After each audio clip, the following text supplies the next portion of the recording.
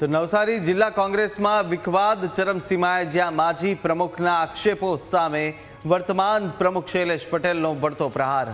MLA અનંત પટેલ પર ભ્રષ્ટાચારના આક્ષેપોને પ્રમુખે પાયાવિહોણા ગણાવ્યા। શૈલેષ પટેલનો પોતાના જ પક્ષના પૂર્વ હોદ્દેદાર પર ગંભીર પ્રહાર અને કહ્યું કે માજી પ્રમુખ ભાજપ સાથે મળી અને કોંગ્રેસને નબળી પાડી રહ્યા છે। એમએલએ અનંત પટેલની લોકપ્રિયતા ડામવાનું કાવતરું હોવાનું કોંગ્રેસ પ્રમુખનો દાવો છે।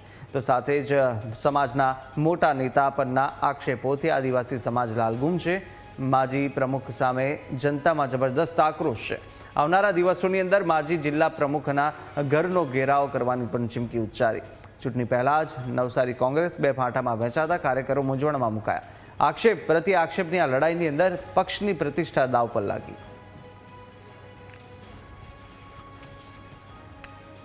આટલા બધા આંદોલનો કરીને જ્યારે લોકોને મોટા આંદોલનો કરીને ન્યાય અપાવવામાં આવ્યા છે, અમારા ધારાસભ્ય શ્રી પાસે કરોડો રૂપિયાની ભારતીય જનતા પાર્ટીની પણ ઓફર હોય એને પણ ઠુકરાવી છે, ત્યારે સોદાબાજી કરવી જ હોય તો કરોડોમાં કેમ ના કરીએ?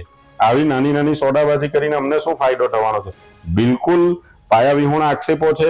અમારી લડતને નબળી પાડવાના એ કોશિશ કરી રહ્યા છે અને પોતે એવું ઈચ્છે છે કે ઢોળિયા સમાજના ધારાસભ્ય નહીં હોવો, બીજી વાર ધારાસભ્ય નહીં બનવા જોઈએ, કારણ કે ભણેલો ગણેલો સમાજ છે અને ચતુર સમાજ છે।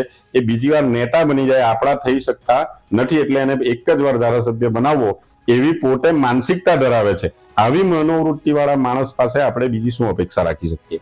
સતત અવગણના મારી રહી। હું જિલ્લા પ્રમુખ તરીકે કોંગ્રેસને બેઠી કરવામાં સૌથી મહેનત મારી છે અને તાલુકા પંચાયત લાવ્યો છું, જિલ્લા પંચાયતની અડધી સીટો લાવ્યા છે। જિલ્લા પંચાયત આવી શકે એવી પરિસ્થિતિ હતી, છતાં પણ આ જ બધા આગેવાનોને લીધે જિલ્લા પંચાયતના પ્રમુખ આપણો બેસી શક્યો નથી।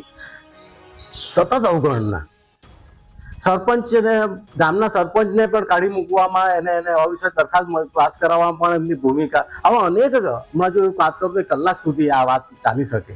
એટલે સતત અવગણના, ઉપરવાળા જોતા નથી। મોવડી મંડળ પણ ધારાસભ્ય કહે તે પ્રમાણે કરવાનું છે। એટલે કાર્યકરોની રજૂઆત છે કે તમે કંઈક આની અંદર બોલો કે જેથી કરીને કોંગ્રેસને બચાવી શકાય।